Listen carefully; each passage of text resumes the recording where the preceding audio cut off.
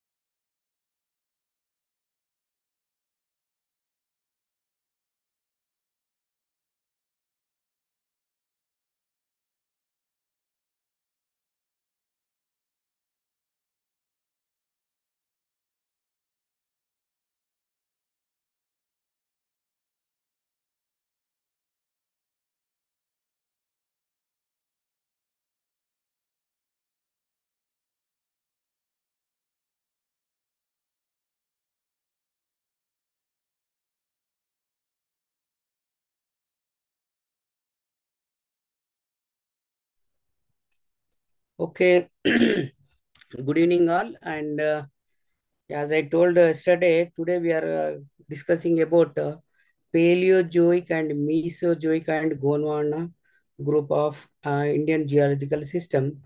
In Indian geology, today we are discussing about uh, Paleozoic and Mesozoic and Gondwana group systems. And after that, I will try to discuss about tertiary and younger formations of the Indian geology. Okay. And uh,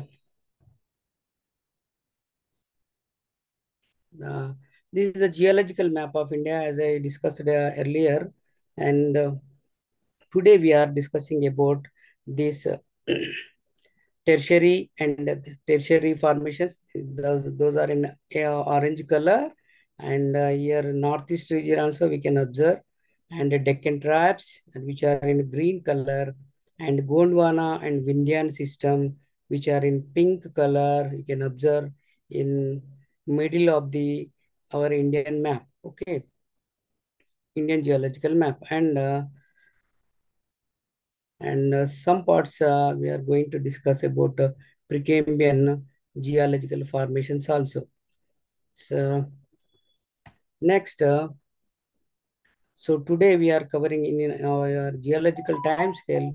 Today we are covering 1 minute. Today we are covering these Paleozoic and Mesozoic and tertiary and quaternary formations with Indian examples and rock types we'll discuss in upcoming slides.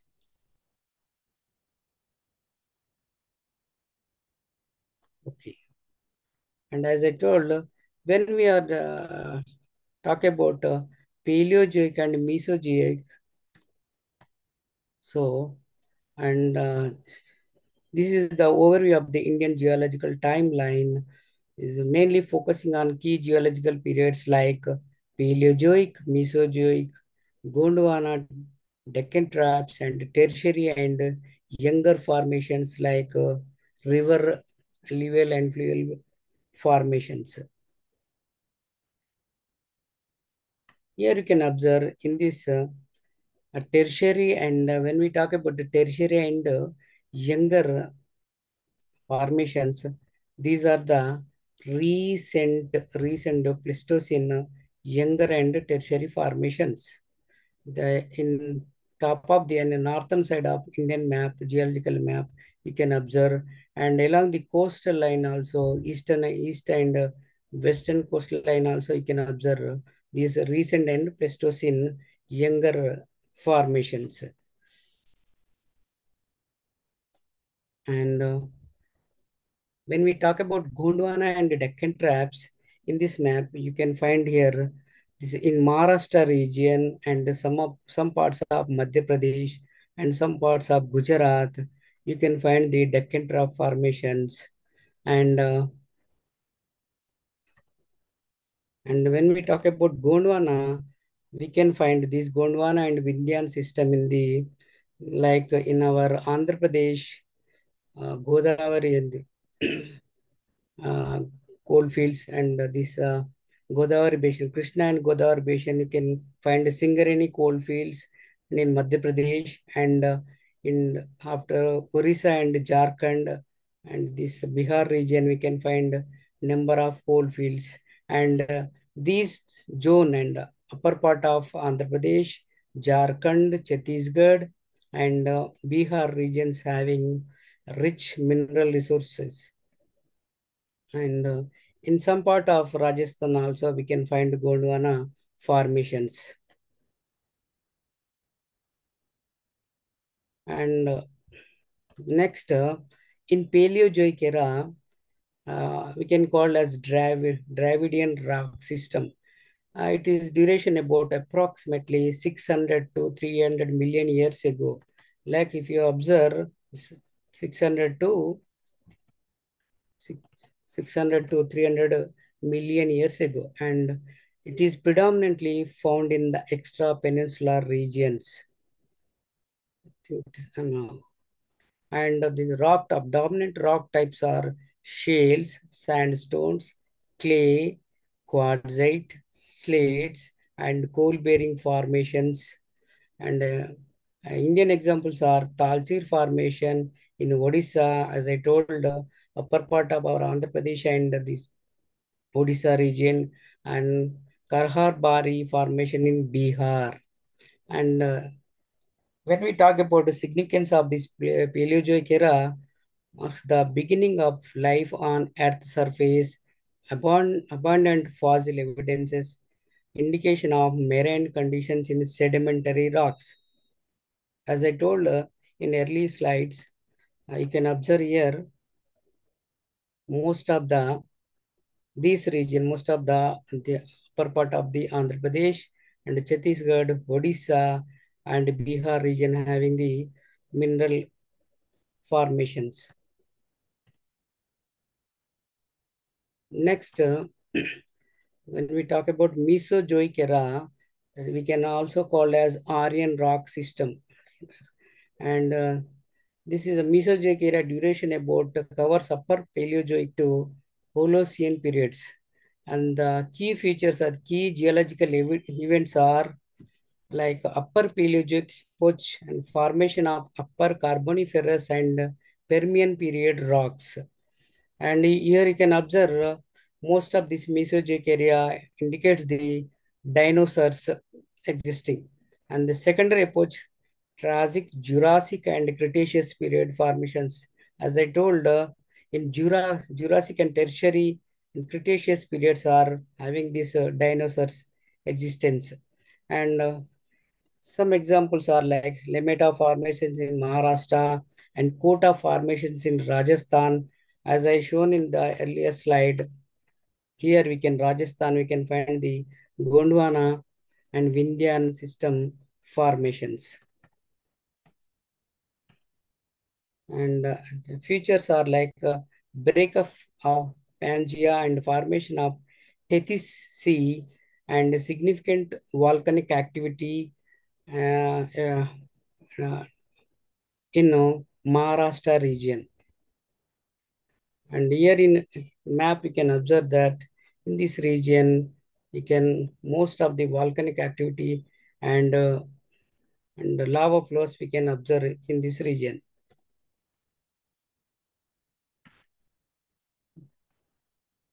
And the economic importance of this Mesozoic era is Gondwana rocks and Deccan traps. Here you can observe in Gondwana is rich of coal farming zones. Coal seams we can find in this Gondwana formation, and this Maharashtra region, the most of the Maharashtra and Madhya Pradesh is covered with Deccan traps and black cotton soils. In this region, we can find a number of Deccan traps layers. Means that is the flows of the lava.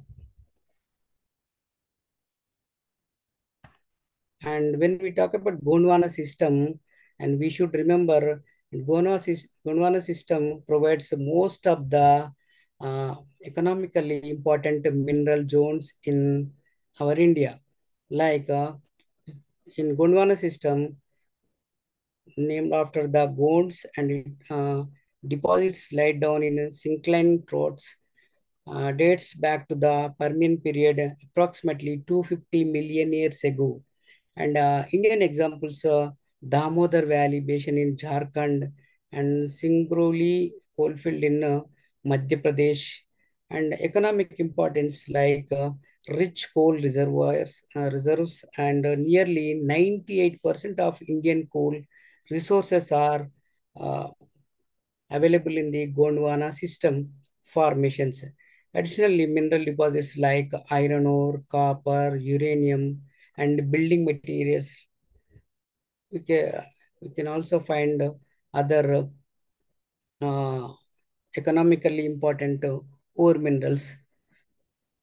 And in when we talk about this Gondwana system in our Telangana and Andhra Pradesh and other parts of the peninsular India, we can find these mineral rich resources. And in Unit 5, we are covering Deccan troughs and tertiary and younger formations. As I told earlier, Deccan troughs, most of the Deccan troughs are present in the Maharashtra or central part of the India and western side of the central and western part of the India. And when we talk about the tertiary and younger formations, most of these sedimentary terrain which is present in the northern part of India and the coastal lines, eastern and western part of the India's, and and the Himalaya region also, most of the and total Himalaya regions, that is the foothills of Himalaya and middle and higher Himalayas are covering comes in the tertiary period only.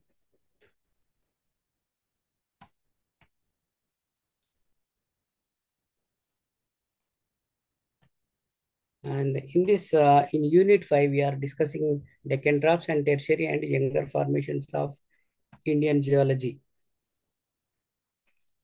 Here you can find a Deccan troughs formation is a volcanic activity. Due to the volcanic activity, only Deccan troughs are formed during the late Cretaceous and early Eocene periods. As I mentioned in the Indian geological time scale, you can observe here most of the troughs are formed in the sea. 1 minute. In this time period only,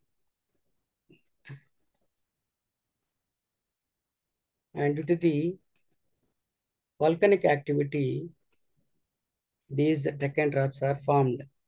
And here in picture you can also observe that most of the rivers are forming the alluvial fields and fuel deposits.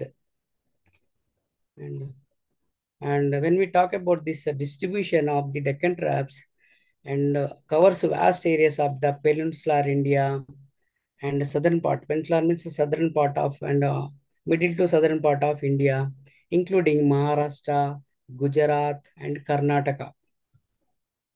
Here you can observe this region, Maharashtra, Gujarat, and some parts of Karnataka. We can find the Deccan traps and black cotton soils.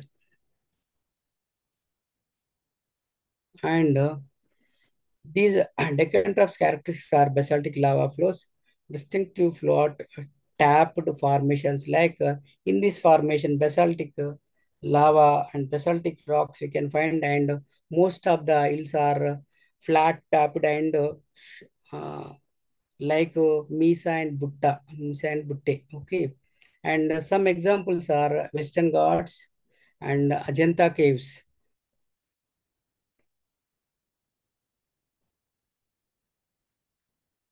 Here in Western Ghats, you can find these lava flows and Ajanta caves also um, are formed because of this lava flow activity.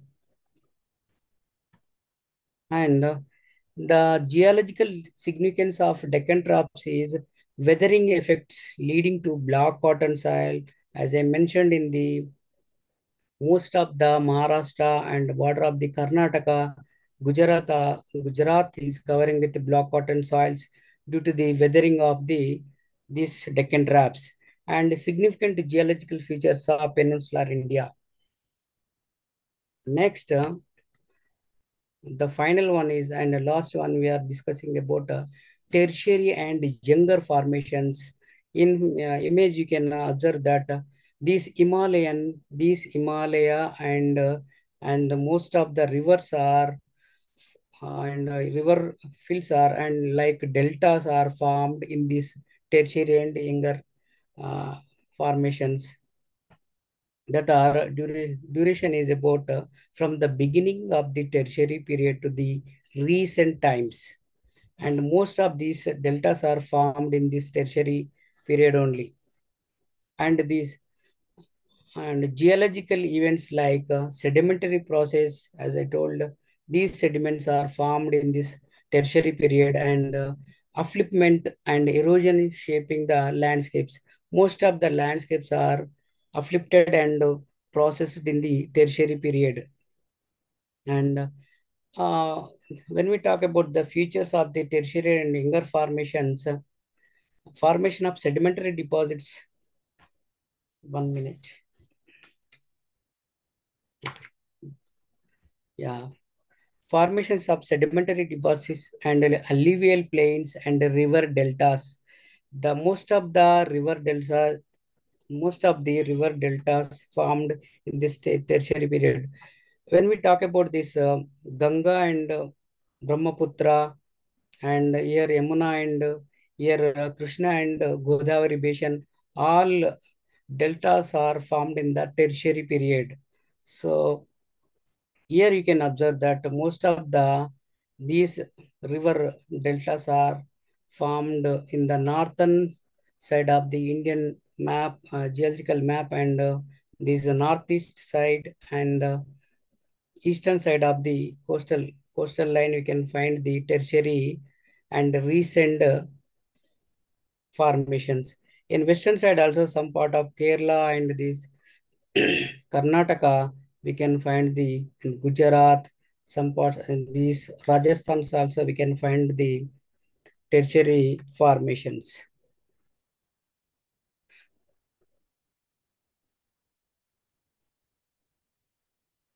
And the features like a formation of sedimentary deposits, alluvial plains, and river deltas are formed in this tertiary period. And examples are Shivalik Hills in Uttarakhand and eastern and coastal plains. Yeah, just now only I discussed about this. See here, Shivalik region and these eastern and western deltas formed in the tertiary period only. And examples are Shivalik Hills and Uttarakhand, eastern coastal plains. Okay, and economic significance of the tertiary and younger formations is deposition of minerals. Most of the river deposits and trace elements and uh, beach sand and mineral deposits are formed and in this tertiary and young formations only. And groundwater resources and fertile soils for agriculture all are because of this tertiary sedimentary process and upliftment of erosion shaping the landscapes. So most of the these activities are found in this tertiary time period only to the recent time.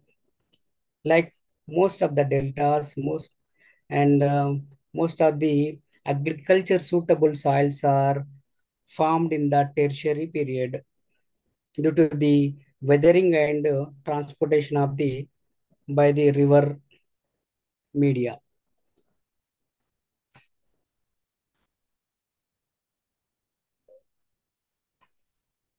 1 minute. Someone is okay.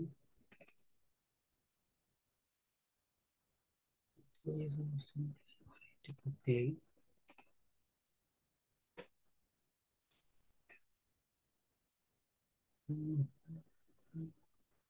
Okay, no one is joined. Okay, no problem. Now, just I will explain once again and just I will recall yesterday's presentation also. Mm, sharing. Okay.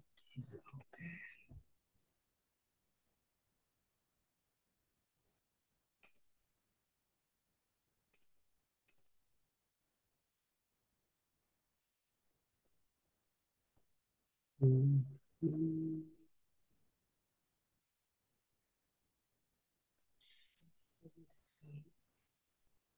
where it is.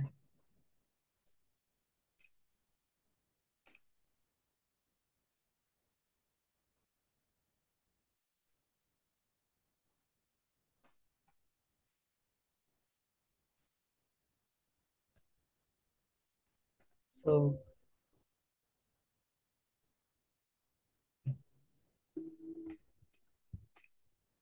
okay.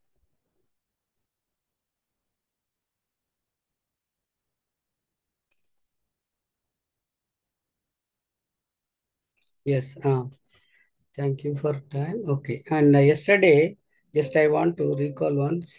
Yesterday we have discussed about introduction to the Indian geology, like different rock types which are available in the different formations in different age groups in India, like Deccan Drops and Precambrian and this Gondwana system and tertiary and alluvial fields of the Indian geology. And these are the principles of the stratigraphy, like principles of unconformation and principles of superposition and the principles of lateral continuity and principles of funnel succession and principles of inclusions and principles of cross-cutting relations. Like that, yesterday I have explained the first part of the Indian geology, like principles of uniformitarianism proposed by the James Hutton, also known as the Dictorium of Uniformity. It states that the same natural laws and process that operate today as they always operated in the universe and apply everywhere. Like uh, according to James Hutton comment, present is the key to the past.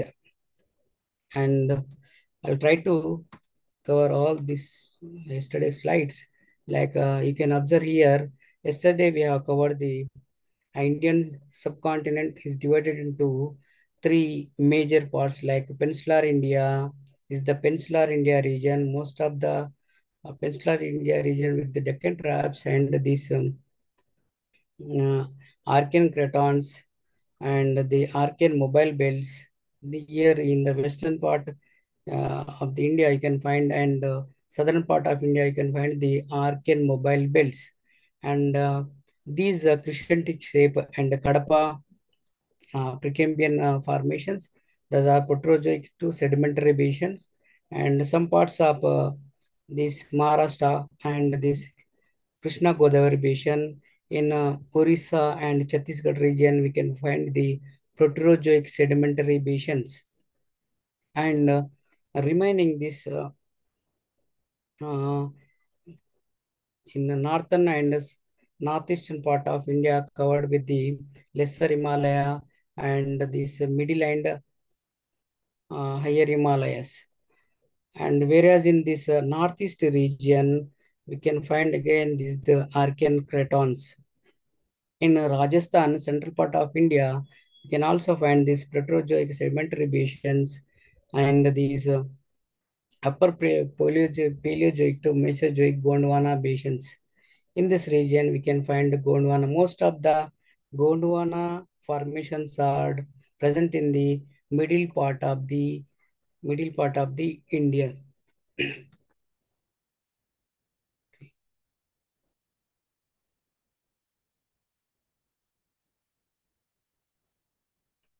And see, so when we talk about peninsular India, it is a triangle-shaped tableland. It is part of ancient landmass called Gondwana level. It is covers an area of nearly 5 lakh square kilometers.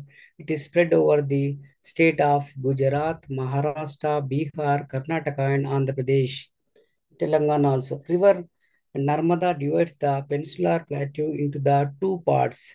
One is the Central Highlands and the second one is the Deccan Plateau. The Central Highlands are covered with extents from Narmada River and the northern plains. Aravalli is the important mountain which extends from Gujarat through Rajasthan to the Delhi. The Malwa Plateau and Chota Nagapur plateaus are parts of the central islands. The important river Betwa and Chambal and Ken, Mahadev, Kaimur and Maikal are the important hills of the Chota Nagapur plateau. The valley of Narmada is lies between the Vindhyans and the Satpura, which flows east to the west and joins the Arabian Sea. And Deccan Plateau is a spread separated by a fault from Chota Nagpur Plateau. The block soil or the Deccan Plateau is known as a Deccan Trap and formed due to the volcanic eruption and the good for cotton and sugarcane cultivation. And in when we talk about this Indian Gangetic Plain, Ganga and Brahmaputra plains located between south of the Himalaya and north of the peninsular plateau, formed by the deposition of the sediments brought by the three main rivers systems, namely the Indus and Ganga and Brahmaputra, and 2,400 kilometers long, and it is width varies from about 300 kilometers in the west to about 150 kilometers in the east. Based on the relief features, the northern plain can be divided into the following region on the Baba and following regions. When we talk about the Babar, after descending from the mountains, the river deposits pebbles in narrow belt. The width of the belt is about 8 to 16 kilometers and it is lies parallel to the Shivalik. This region is known as the Bhabar and all the streams disappears in this region.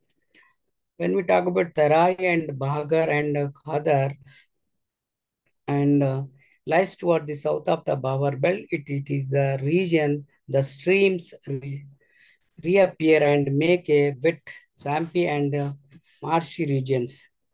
And Bhangar, largest part of northern plain, composed of the oldest alluvial soil. They lie above the floodplains and resemble terraces. The soil of this region is locally known as Kankar and is composed of calcareous deposits. And when we talk about this Khadar, the floodplains formed by the younger alluvial are called the Khadar. The soil in this region is renewed every year and is those highly fertile, and it is suitable for the more agriculture activity. And when we talk about this extra peninsular India, the Himalayan mountain range stretching from the northwest to the northeast of the India is the youngest and highest mountain system in the world. It is divided into three main zones. Those are the Greater Himalayas, the Lesser Himalayas, and the Outer Himalayas, each with its unique geological and topographical features. And in the Himalaya mountains, Himalayas are the young fold mountains. They run from west to east direction, from the Indus to the Brahmaputra River, covering a distance of 2,500 kilometers. Their width varies from 400 in the west and the 150 kilometers in the eastern side of the India. The Himalaya may be divided into three parallel ranges. Those are the Greater Himalayas, Himadri, and Lesser Himalayas are Himachal, and Outer Himalayas are Shivaliks. The Trans-Himalayas ranges, it extends north of the Greater Himalaya and parallel to it is called Jhakar and range. North of Jaskar range lies Ladakh range. The Indus River flows between Jaskar and Ladakh range. The Karakoram range lies extreme north of the country, and K2 is the second highest peak of the world. And the Purvanchal Hills, it comprises of Missi, Mismi, Potkoi, Naga, Mizo Hills, which are located in eastern side. The Meghalaya Plateau is also part of these hills, which includes the hills of Gaharo and Kasi and Jaintia.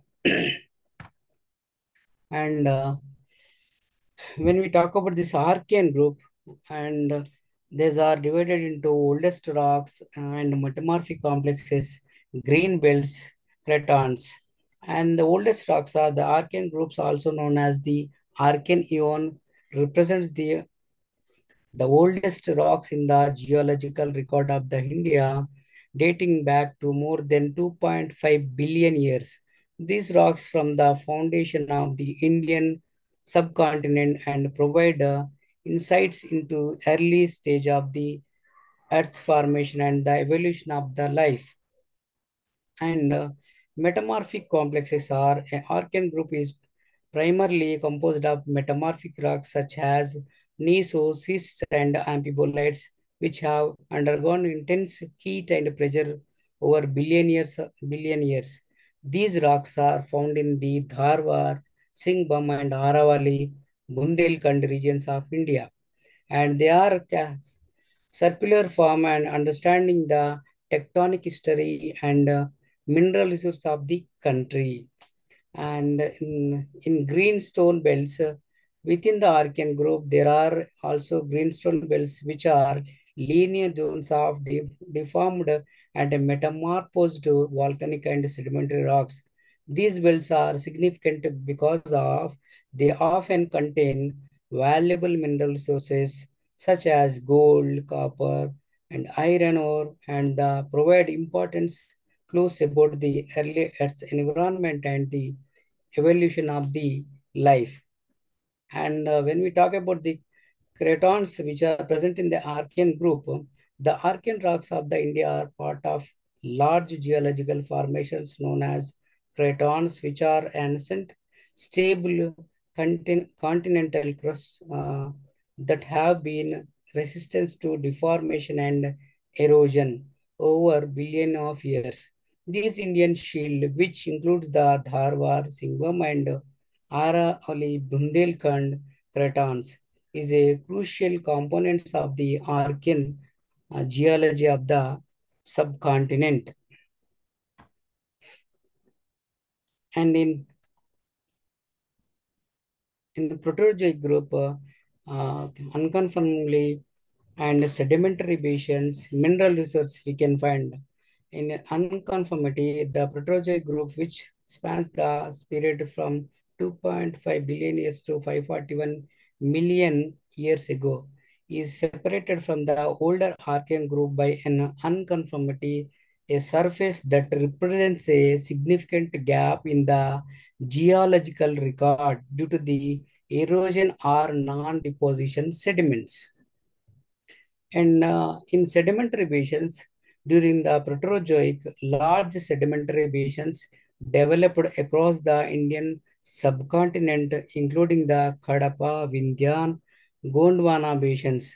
These basins were filled with the variety of sedimentary rocks such as the sandstone, shales, limestones, which provide valuable information about the environmental conditions and tectonic movements. And in mineral resources, the Proterozoic rocks of India are also known for their rich mineral resources, including deposition of copper, lead, zinc, uranium, and diamonds. These resources have played a crucial role in the economic development of the country and have been the focus of extensive exploration and mining activities. So, so, so and yesterday and today, I have covered the Indian geology part one and Indian geology part two, and we have covered the Archean. Almost we have covered these Precambrian to Paleozoic, Mesozoic, and Cenozoic formations. Their important significance in India, economically, and importance indications in these with the time period. So, and there I have mentioned all the Indian examples and their importance and places. So try to try to uh, watch these two classes which are covered yesterday and today. So almost we have completed the Indian geology, and tomorrow and day after tomorrow I am going to cover all the paleontology importance and paleontology formations and distribution of um, fossils in India according to their deposition time and their age. So try to cover all these two presentations uh, which are giving the information, total information of the Indian geology with respect to age and geological importance, stratigraphical geological formations and their zones in the Indian geology. And thank you. Is there any questions? You can ask and you can comment in your chat box. 1 minute. Okay, now stop sharing. What is the time now? 2:45. Okay. Okay, thank you one and all. So try to cover and try to watch these Indian geology two presentations which may give the importance of geological formations of India with respect to their zones and their distribution and important formations and rock types and agriculture importance of the geological soils which are present in the recent younger formations and Deccan drops.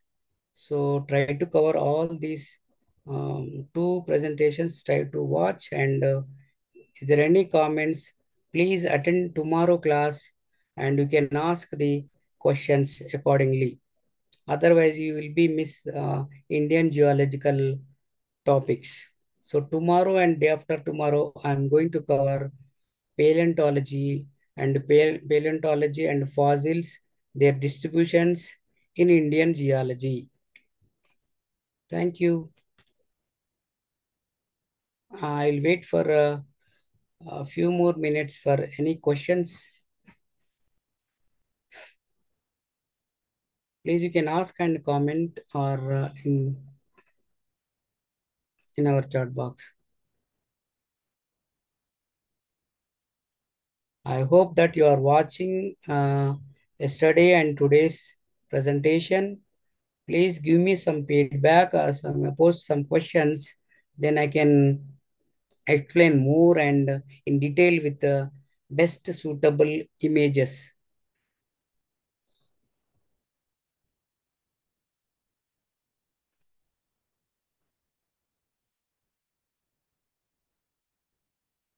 Okay. Thank you, everyone. And thank you, sir. You can close the presentation meeting.